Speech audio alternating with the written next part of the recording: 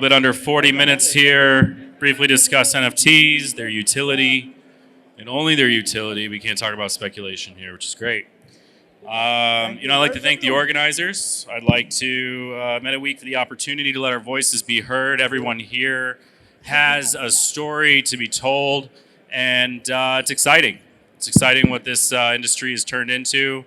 It's exciting what we've all built to date and what we can all build together. So, as he said, my name is Logan Ryan Golema. I am the co-founder and CEO of Lunargistics, Lunarverse as well.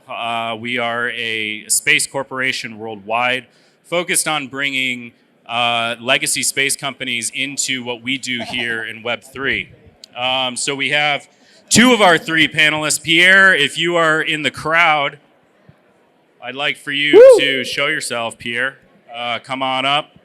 Come on down, Pierre from FranceMeta. Where are you at?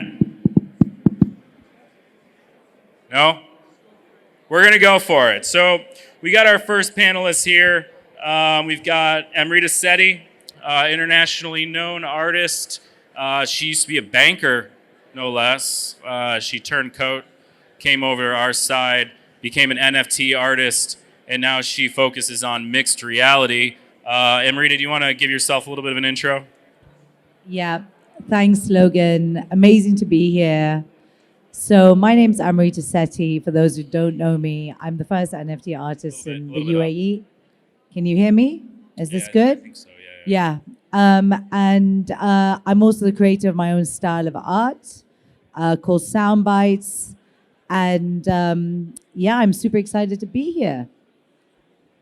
So our second panelist, Mohan Al-Wani, he is the co-founder of Crypto PR, founder of Board Camel Caravan Club. He's also an advisor to Dex Tools, which I'm sure we all know and love.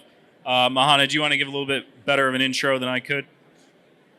Yes, thank you, Logan. I am running a public relations agency for promoting cryptocurrencies and NFTs. I'm also a founder of an NFT project based out of the UAE. Thank you for having me here. In this panel we will be talking about NFTs and the utilities of it. So I'm happy to, give in my word on it, and maybe we will give away one Board Camel NFT if we see all the chairs filled up in the next 30 seconds. Yeah, I've got a bunch of these camels. I think they're really cool. That's not financial advice. Do your own research. But the camels are cool. They're bored. They're in a caravan. But my first question here is, what the NFT, right? Amrita's very famous art piece. That's actually the art piece that I met her through.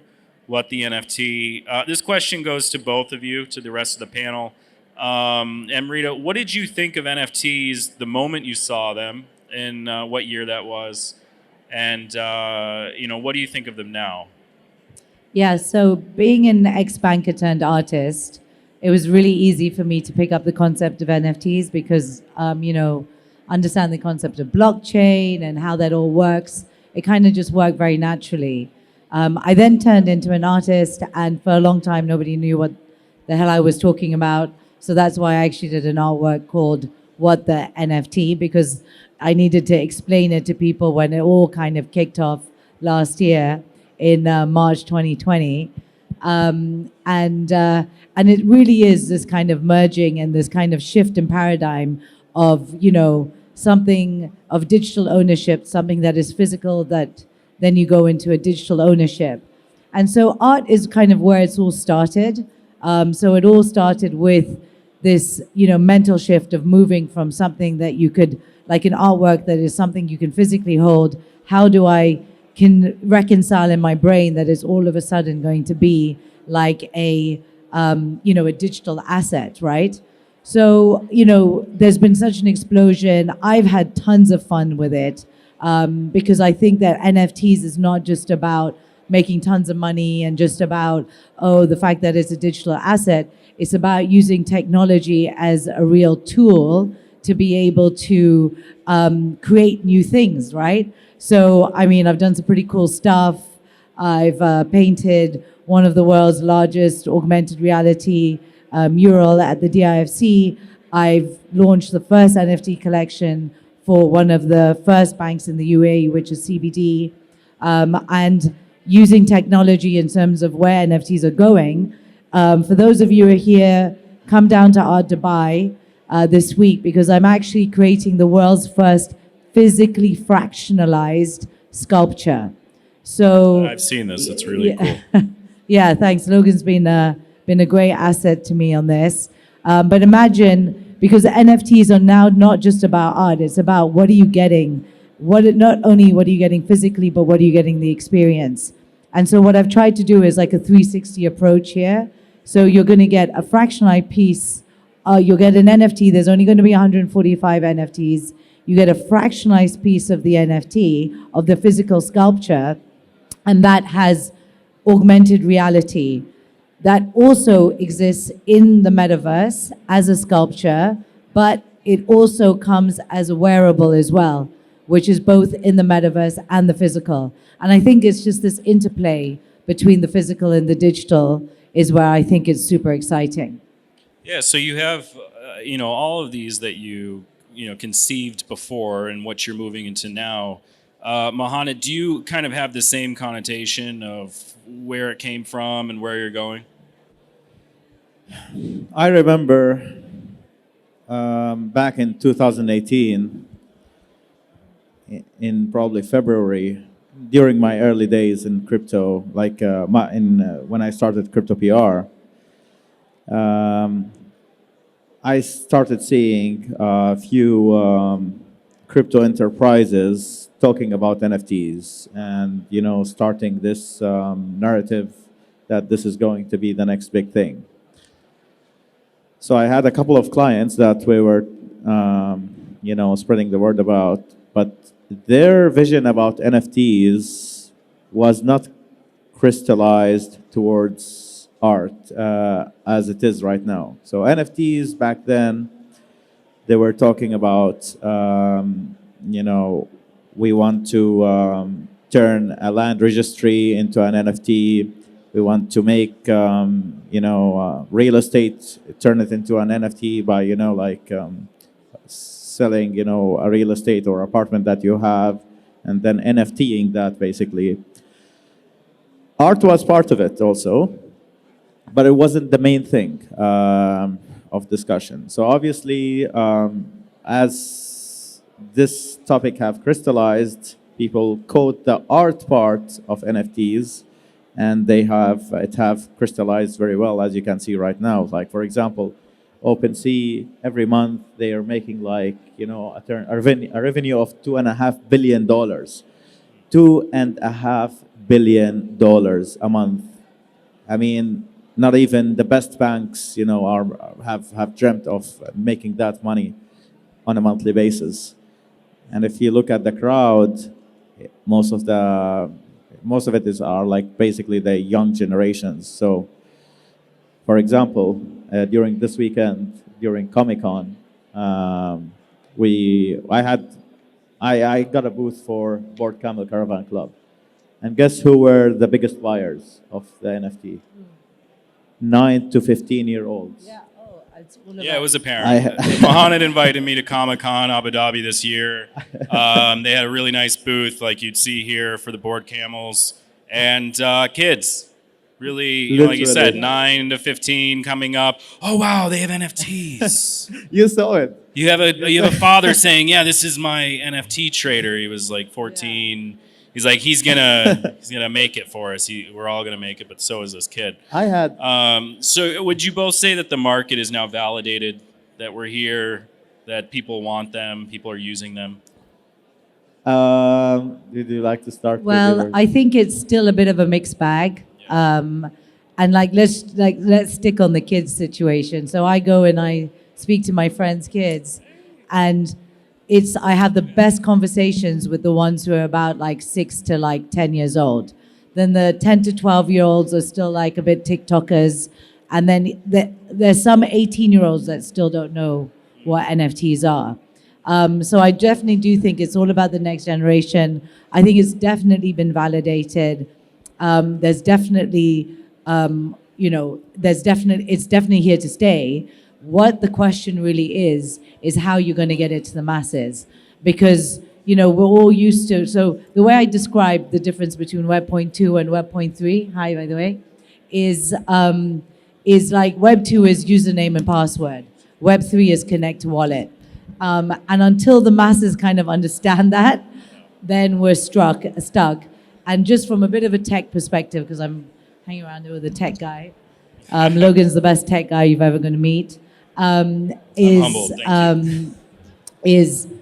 Is that people, you're going to have to sacrifice a bit of tech for the long-term adoption of mass adoption. So you're going to have people getting more custodial wallets at the beginning until people get to non-custodial. But I think it's just a bit of a journey there. So yes, children are the future, and we are still, it's validated, but we're not there yet. It's this bridge between Web 2 and 3. Yeah. And I'd like to introduce Pierre. Pierre is from FranceMeta. Pierre, do you want to give a little bit of an introduction before we jump back in? Yes. Sorry to be late, first of all. We launched, in fact, the FranceMeta in France, just to gather all of the effort and the I would say, thinking which was done on for the Metaverse and also NFT. We've got already 1,000 members after 1 month of existence. We launched some very interesting NFT in the wine industry. So for the Grand Cru Classé, putting different layers within the NFT. So for example, having the ground, having the bottle, having also some gaming opportunity to play with that. We did some NFT for the heritage, for the monuments in France, in order to do some renovation. And we launched a very specific metaverse, which is an interface, a 2D, 2.5D dimension, where we were able to gather 30,000 people on it, and with interconnection of 1,500 metaverses, which is others. Nice. And if you want to know more about that after we're on here, Pierre, the question that I posed to these two is, what the NFTs? So when you heard about NFTs, what did you think? What do you think now? What do you think is going to happen? And you got 2 minutes. NFT is kind of, if you take the bottle of wine, that's very useful in France to propagate, I would say, the understanding of it. You take, I would say, the physical bottle and you put a digital twin of the bottle. But then, because of the NFT and the digital asset, you've got the opportunity, in fact, to add value on that. So, for example, to put some DeFi in it, or to gather people. If you've got a group of people buying the bottle, for example, Chateau Yquem for, let's say, 2 Ether or something like 10,000 euros, you may decide that the people will gather to drink the bottle at one time or another. So you can put within the NFT some distributed autonomous organization rules in order, in fact, to drink the bottle.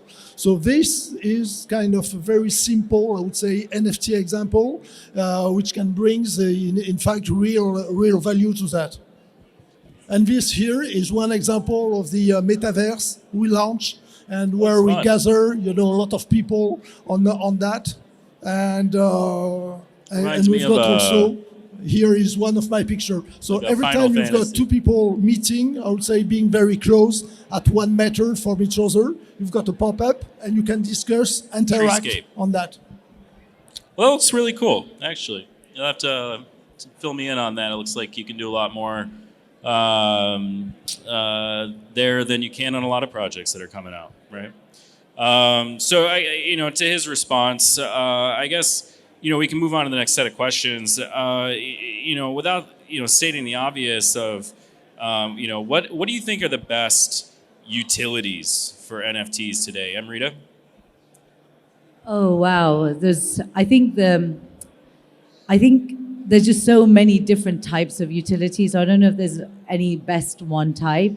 And I think to talk about utility, I think it's really important to talk about community first, because you only value what you value if you value it because it's valuable to yourself. If people right? aren't using it, does it really matter? Yeah, exactly. It's like and to talk about communities, what's very interesting about what NFTs have done for community is it does require a paradigm shift about the way we think about things. So as we have become a lot more international, and our communities have been literally like changed by that landscape.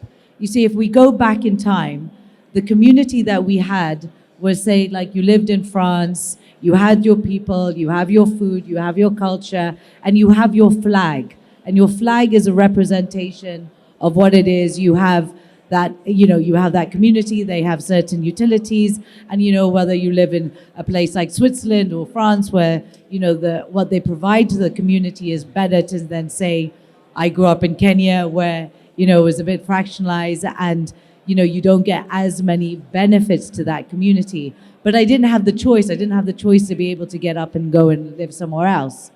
So now NFT projects, they are just like new geographical or non-geographical communities where then the picture, or instead of having a flag, you have a picture of a bored ape, you have a picture of a camel, you have a picture of a unicorn, and that's your flag. So would you say that the NFT is a threat to the nation state?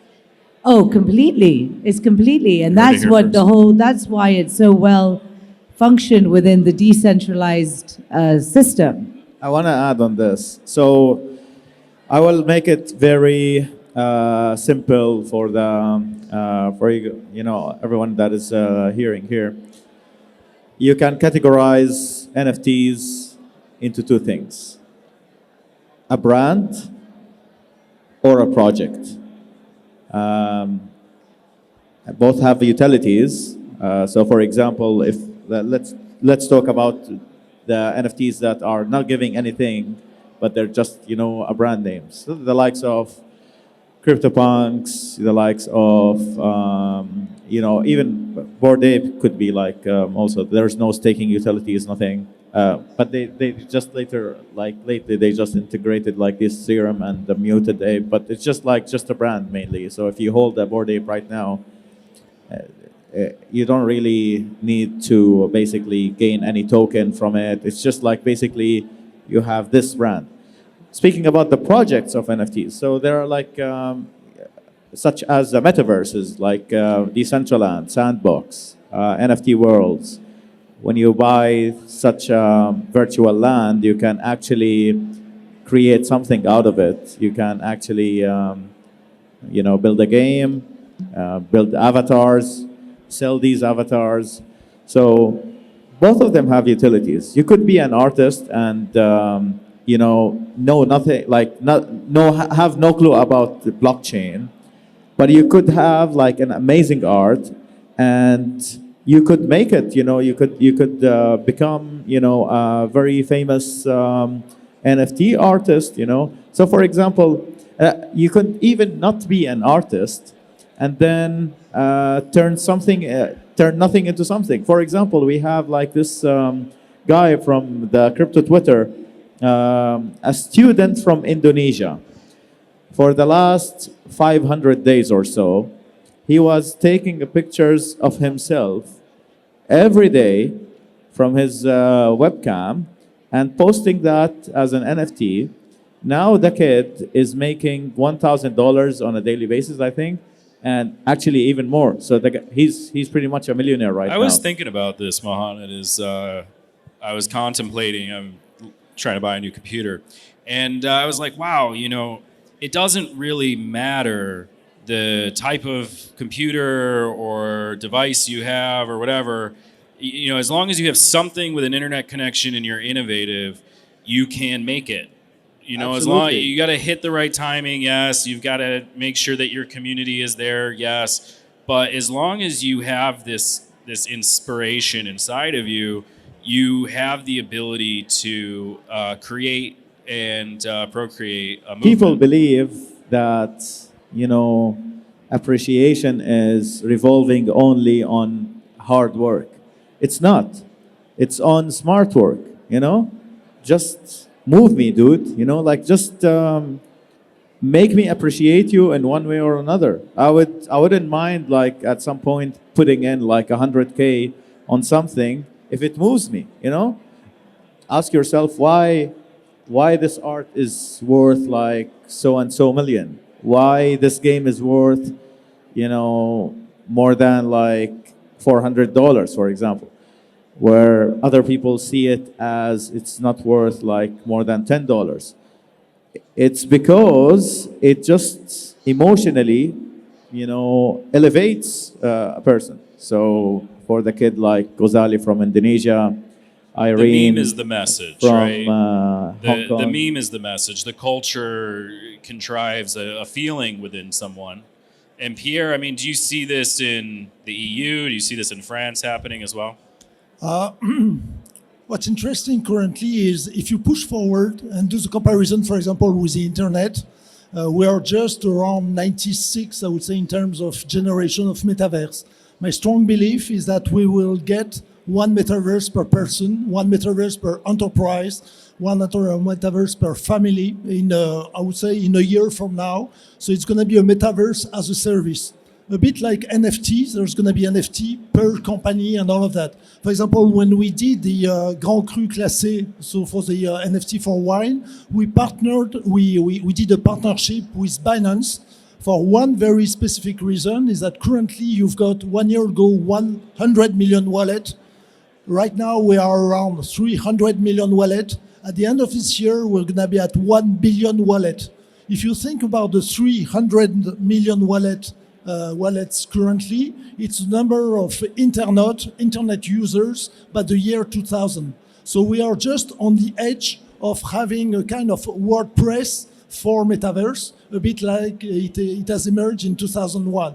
And same for NFT generation. It's costless right now if you do that on Binance, for example, and some others. So we are just on the edge. And currently what I see, it's far more difficult to convince large corporations like AXA, like the biggest player, for example, L'Oréal and so on in France, than to go in a village and explain to the city mayor of the village. And the city mayor is already, I would say, have a metaverse in his mind. You design the metaverse and it's okay. And you've got a place of interaction between the different inhabitants and all of that. So we are populating, I would say, a kind of bottom-up approach and at the same time, approach of top-down also.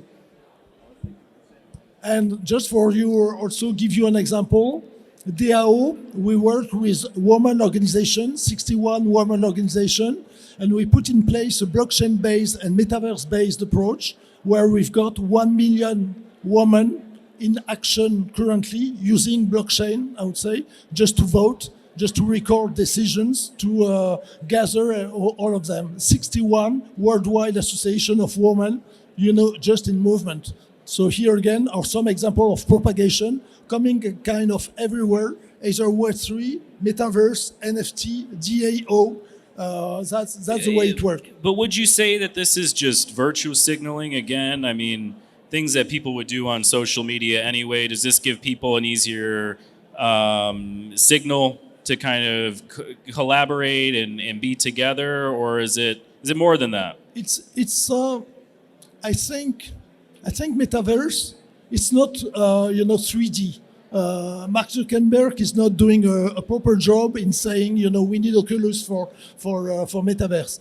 Metaverse is far more a representation of reality, and you've got people agreeing on this representation. If you take a map of Dubai, this is a metaverse in itself, because you can use it and you can gather, people at one specific point. If you take this, I would say, broader definition of metaverse, it opens a lot of room for artists, for gallery, for meetings, for happening, for artists that will come on that in the way to gather and all of that. So that's, I would say, what will foster and give a lot of thrust to the propagation of metaverse. Nice. Yeah, I mean, I think we're all here together today in this ballroom. Thank you, Juwan, for bringing us together, the Meta Week. Again, to the organizers for making sure this all goes on. We're all here because we understand. We understand that this is the future. Whether the future started a couple years ago for some of us here on this panel, or if it's starting today, you can learn just by listening. Go to each of these booths and kind of chime in on the projects that have decided to be here this week. The metaverse is an ever-expanding, ever-growing action by humans to decide to look within rather than without. I work in space. The space industry leverages simulations that are built in Unity and Unreal to make sure that their missions are successful.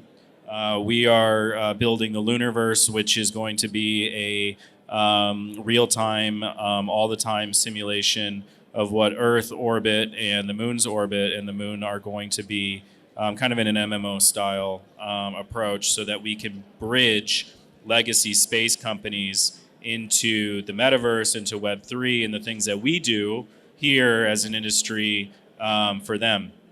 So as we kind of walk off here, we got a couple more minutes. We'll do a bit of a freestyle. Amrita, do you have any takeaways from this week for anybody that you would like to kind of get off your chest? Yeah, all I would say is, first of all, what Logan's doing in space. I've learned so much about space from Logan. We could have a whole conversation just about space, but it really is the next frontier. And I also think a lot of people are going to be talking a lot about space in the future. I don't think it's having its day enough at the moment.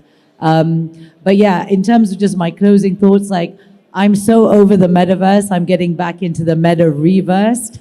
So I'm actually, this week at Art Dubai, I'm actually going to be there's going to be an NFT part in Art Dubai. And when you go to an NFT exhibition, you expect to see screens. But I'm not going to do a screen. I'm going to do a physical sculpture because I'm bringing the digital back to the physical, because the metaverse is all about taking the physical to the digital. But I'm like, you know what? I'm just going to reverse that. And so my artwork is actually going to be called Meta Reversed, and it's going to be written in my own language, because guess what? With the metaverse, you can do anything you want. So I kind of am doing everything I want, whatever my imagination takes me to. So I'm super excited about the week ahead. Mohanned? And this is cool. If you're coming to Art Dubai, do not miss this. I've seen it. I've seen the production. Meta Reversed. It's not to be missed. Mohanned? Yeah, I mean, from my perspective, I just want to say that I'm, myself, I don't want to, I want to encourage everyone to, give it a shot on your, on launching like an NFT project. You never know. This is a new economy, and everyone, it's available for anyone and everyone wherever they are. So I would encourage you guys to start your own projects, get some inspiration, go and check out the mural that Amrita have made in the IFC, because this is something extraordinary. If you haven't yet, just take a trip to the IFC, like 10 minutes trip, and go to that Gate Avenue. You will see it. You can't miss it. It's something that I was telling Amrita, like 20 years from now, like people are going to look at this and they say, wow, this is like a masterpiece. You're talking about her mural, correct? Yes, yeah. That if you haven't amazing. seen this, the mural, out of proportion. I mean, it's massive, pops right out of the wall. Not to be missed. I think CBD still has their activation. So if you go inside, there's even more artwork for you to experience in mixed reality. Pierre, or Mohanned, did you still have? No, I'm good. Okay. Pierre, do you have a closing argument?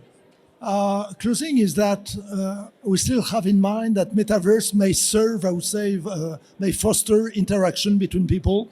So, I see a lot of representation where you put avatar as a distance, from reality. And one very good example I had yesterday, we had 50 people gathered to discuss wine because in the metaverse we've got some attraction zone, either on luxury, on the very important people, on heritage and all of that. And we were, just chatting. We were 50 of us, just exchanging your tricks and all of that. And at one time I just mentioned, but where are you? And the guy was 10 meters away from me, within the lobby. And that has fostered, and I met probably 20 people since yesterday because of the metaverse, and I met more people because of the metaverse than I met really, just by exchanging cards and stuff like that. So let's keep that in mind that, and let's keep it, either to save the planet or to, I would say, foster human interaction. We've got a tool here which is highly important. All right. Well, thank you to our panelists. If you want to ask them anything specifically, definitely annoy them the moment they get off stage. And thank you so much again to the organizers. Gustavo, we're going to bring you up so that you can take us away.